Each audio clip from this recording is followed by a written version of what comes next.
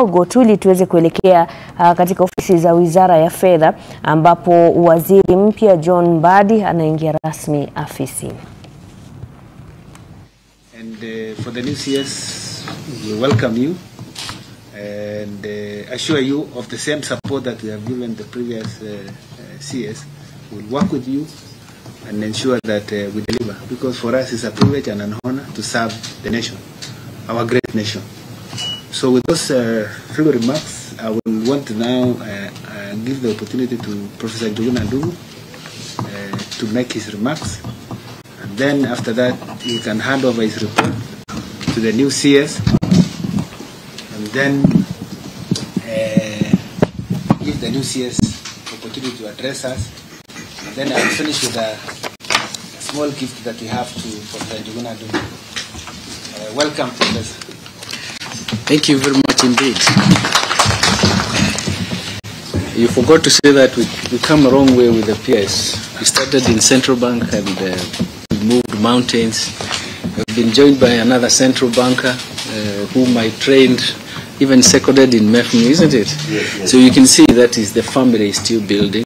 And there was also my monetary policy operations guy. He's there. So Treasury has been supported very much. But because I wanted to make sure, as I make some, should I say, hard-over notes, I should also make a few comments. Those comments are actually based on the experiences I've had so far. Just about 5 or so comments. And I start off with what PS started off, the new CS, John Mbadi. We have met with John Mbadi in so many of my life, especially in the central bank, you know, that I had to report to you and to the committee those days. But then I wanted to just state that in the last 22 months or so, the National Treasury and Economic Planning struggled extremely well to sustain stability in the economy due to layers of persistent shocks, and they were also negative and persistent. And there were also inconsistencies in terms of internal policies. And these outcomes had significant effects, some of which include, for example, if you look at my works before I even joined here, I talked about dual shocks. We actually showed that in the African continent and this region, the Horn of Africa, it refers to poverty reduction efforts by 20 years. It also reversed efforts of fighting inequality by over 20 years. For example, the drought itself had more devastating consequences in terms of inequality. And because of that, government became the main driver of the economy. You remember there were times during the global financial crisis, we actually argued that if you want to be the only game in town, you'll be the only game in town, but it will not last long. The government became the main driver. And obviously, an extreme Dutch disease condition just emerged. And the symptoms of a Dutch disease phenomena is private sector crowding out. Story is very, very extensive in Kenya. Heavy investment in public investment, especially in infrastructure, raises the non-tradable prices. And obviously, nominal exchange rate was not allowed to be the automatic stabilizer. And obviously, you know what has happened. The second point I wanted to mention is that debt levels and debt burden cannot be sustained by the current revenues. And we are familiar with it. Bernard kept on reminding us that we are running so fast to remain in the same position, but one day we may stumble.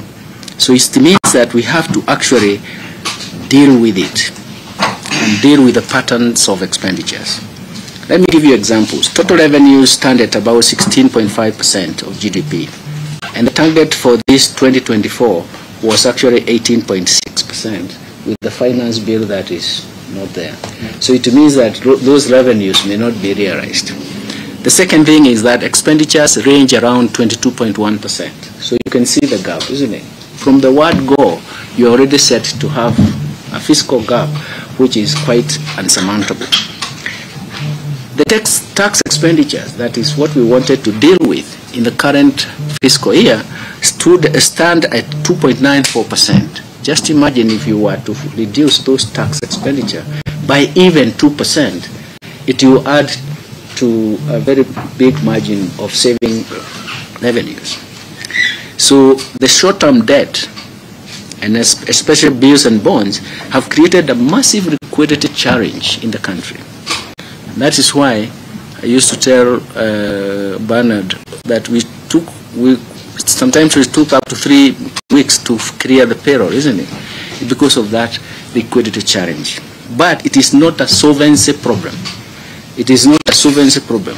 But what I would encourage my dear friend here, UCS John Mbadi, that these liquidity constraints requires strategic options to avoid them creating a solvency challenge. This requires a very strong signaling approach. The third point I wanted to make is the cost of living and high taxation debate are just symptoms of two facts in the country.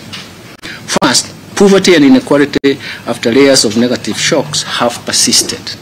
So what we hear is actually not high cost of living or even taxation. It's actually poverty that has hit the country so hard after so many layers of negative shocks. And the second point, the second fact is unemployment, especially with the youth. So the government worked on the production and productivity in food production side space, and food prices declined drastically.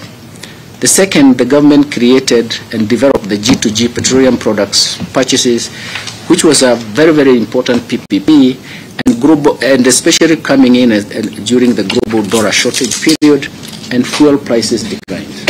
That's why, Mheshimiwa, you found me defending this very much, because I know the results.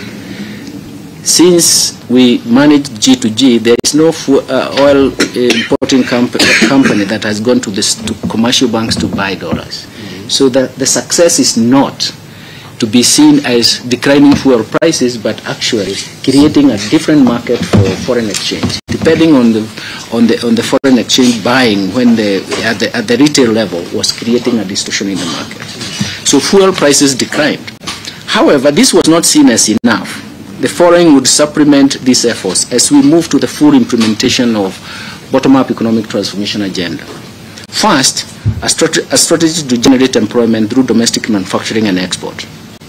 This is something that we are really working on, and the better, that is the bottom-up economic transformation agenda has put this framework very clearly. Second, industrial and agricultural policies driven and joined together by value chain approach will produce the superior outcomes that we are looking for. I will be leaving these notes behind my dear friend, because anytime you have any problem with my language, you can always ask me. Of course, for those who have gone through and who have been unfortunate to be in my class, they know the language that I talk. But the most important thing is that this is the policy space we are talking about. Then the fourth point I wanted to make is that there has been important developments initiatives that have been ongoing at the National Treasury and Economic Planning, and I would require support to generate the required results. First, tax policy and tax instruments review study supported by the Danish government, and that is Danida itself is the agency of Danish government. This study was a 3-year study. It was funded to the tune of $2.5 million by the Danish government through Danida office here. And it is going to be critical for Kenya to reform the tax policy. And the objective is to raise the tax base and the tax effort to the region of 22 to 25%. I was reminding everyone that when I joined the central bank in 2007, tax to GDP was 22%. I personally argued during the East African Community meeting that the convergence criteria in the East African region should be 25%. We were at 22%. Although the GDP was rebased in, I think, is it in 2014? Yeah? Okay. Yeah, 2014. It was not significant in terms of reducing the tax effort. But I came to the Treasury, Mheshimiwa John Mbadi, to realize that the tax to GDP ratio, or what we call tax effort, had declined from 22 to 13.7% without any structural change. So that is devastating. So that is why this study is very, very important, to bring us back to where we are. But what do we need to do? One of them is to run away from this notion that high tax rates will raise high tax revenue. The reality is the opposite. I don't want to mention who drives us there, but there are so many colleagues here to tell you exactly what we need to do. Because high taxes cannot bring you high tax revenue, what do we need to do? We need to study how we can optimize each tax instrument. In this study, this is a 3-year study, by the way. We have done the first year, and Albert has been monitoring this. The second year and the third year, we are even bringing in experimental design works. We need to understand how the informal market works. And if we understand how informal market works, how can we raise taxes in the informal market without distorting the market? What do we want to do? We want to come up with a tax policy that is predictable in terms of revenue, that is predictable in terms of the manufacturing sector and the production sector. That is, they know that taxes will not continue to change periodically, but it also does not distort the market. And that is something that is very clear. Second, Kenya must